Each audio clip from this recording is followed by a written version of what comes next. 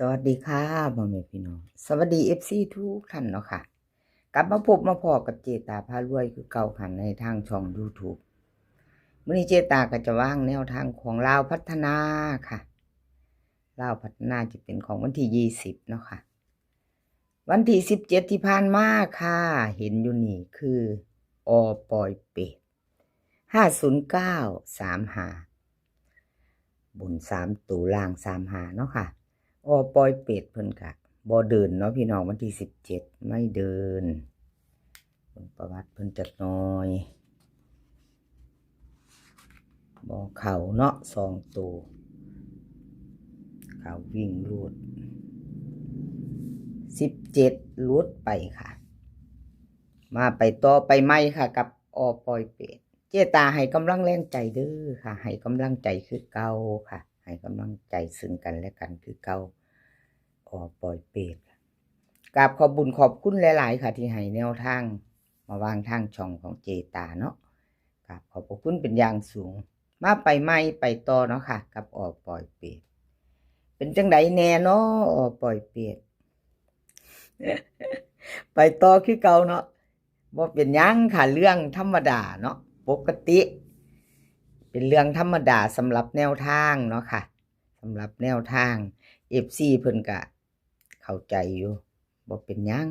มาไปต่ออะไรก็เกิดขึ้นได้เนาะค่ะเลขทุกตัวเอามาวางเพื่อเป็นแนวทางโปรดใช้วิจารณญาณในการรับชมเป็นอย่างสูงเป็นเพียงแนวทางเนาะค่ะไปต่อกับออกปล่อยเป็ดค่ะวิ่งลูดค่ะเพิ่นให้มา9ตัวเดียวค่ะ9ตัวเดียว2ตัวนี่6หาง91 93 96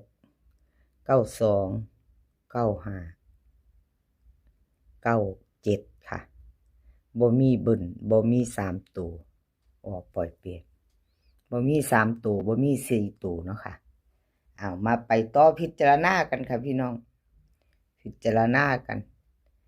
ต่อวันที่22ทุ่มครึ่งกับออกปล่อยเป็ดเนาะค่ะแนวทางใหม่ของเพิ่นชอบก็จัดเนาะค่ะขาดกะพานลุ้นกันใหม่อปอยเป็ดค่ะแคปหน้าจอใครจะไปต่อกับอปอยเป็ดแคปหน้าจอไว้เนาะค่ะไปลุ้นกันวันที่20ลาวพัฒนาเนาะค่ะ2ทุ่มครึ่งแคปหน้าจอแล้วไปต่อเป็นของใครแคปหน้าจอค่ะ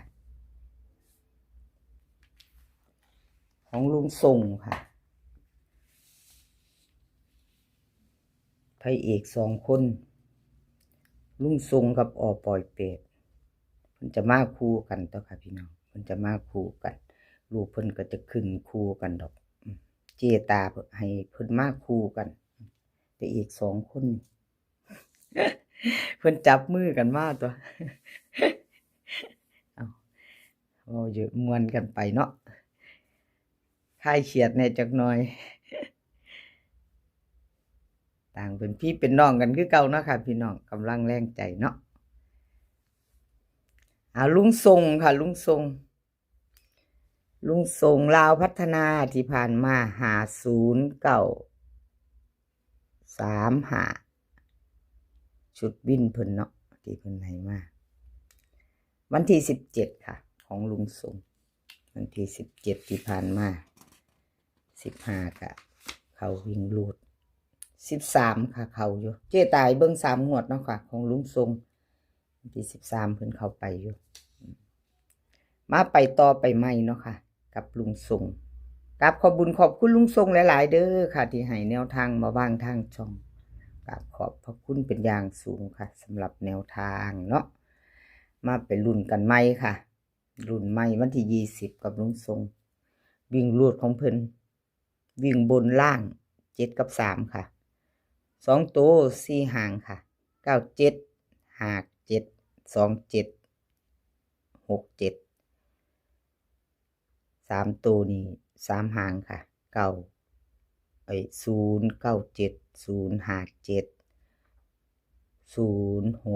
067ค่ะ2ตัวนี่นิ่นทอกันหมดเลยพี่น้องวิ่งบนล่างแต่ว่าวงกลมไป7เนาะค่ะก็จะลอง3 ของลุงส่งเนาะเห็นบอทีเจตาวานพระเอก2 คนนี่เพิ่นจับมือกันมาวันนี้เพิ่นก็บ่มีมาเด้ค่ะเบิ่นสูตรใหม่แนวทางใหม่ของเพิ่น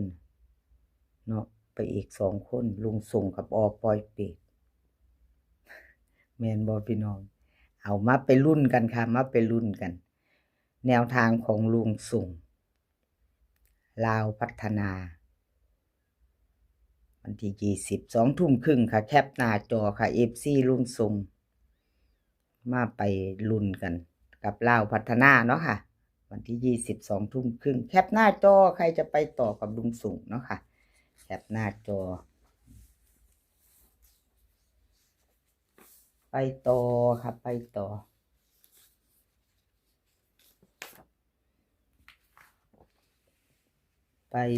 เป็นของแนวทางพ่อเก่งค่ะแนวทางพ่อเก่งของเพิ่นเข้าไปอยู่เนาะค่ะ509บน3ตัว35ล่างเข้าไป53ค่ะเข้าไปตกกลับเนาะค่ะของแนวทางพ่อเก่ง FC เป็นจังไดเนาะค่ะได้ตามแนวทางพ่อเก่งบ่ได้น้ำเพิ่นบ่ค่ะมีไผหมานไผโชคดีบ่เพิ่นก็2 งวด13กับ13เนาะค่ะเพิ่นเข้าไปกับมาเว้น15งวดวันที่15พวกเขากับมาเข้าวันที่17เนาะค่ะแนวทางพ่อเก่งเนาะกับบ่ต่อปานใดเนาะค่ะพี่น้องบ่ต่องวดปานใดไปลุ้นกันใหม่ไปต่อค่ะกำลังใจFC รุ่นใหม่ในวันที่20เนาะค่ะเจตาก็เป็นกำลังใจให้คือเก่ากับขอบบุญขอบคุณแนวทางพ่อเก่งหลายๆค่ะที่ให้แนวทางมาวางทางช่องของเจตาเนาะกับขอบพระคุณเป็นอย่างสูงเนาะค่ะ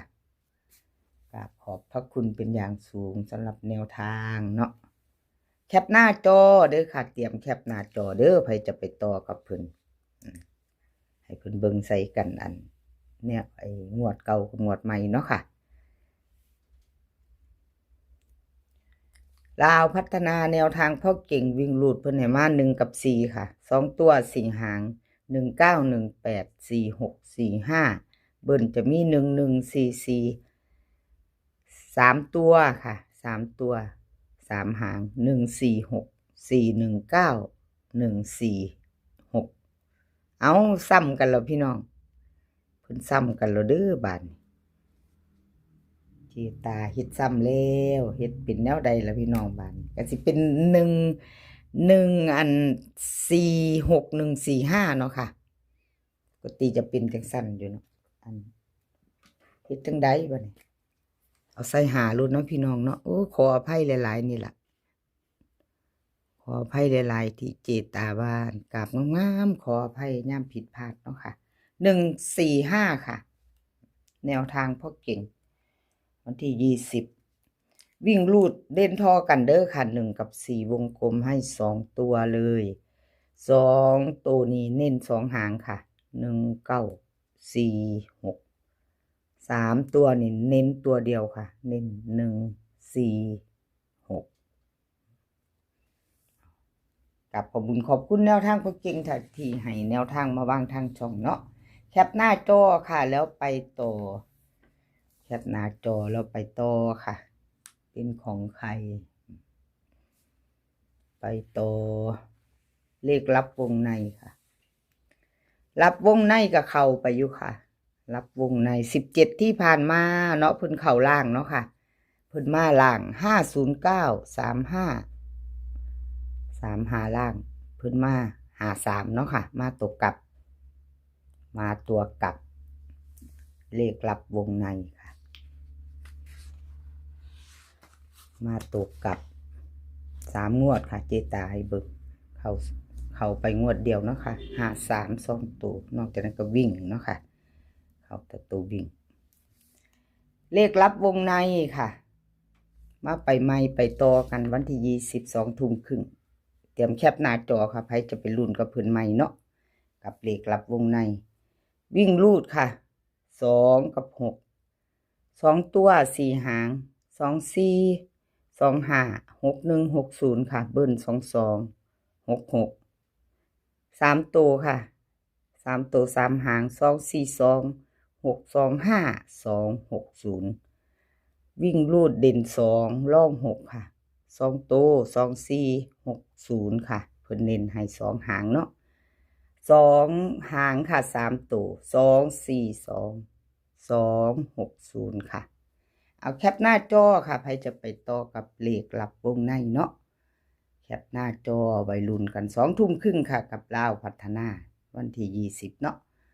คลิปนี้ก็ขอให้พี่น้องโชคดีค่ะขอให้มีความสุขขอให้สุขภาพร่างกายแข็งแรงกันทุกคน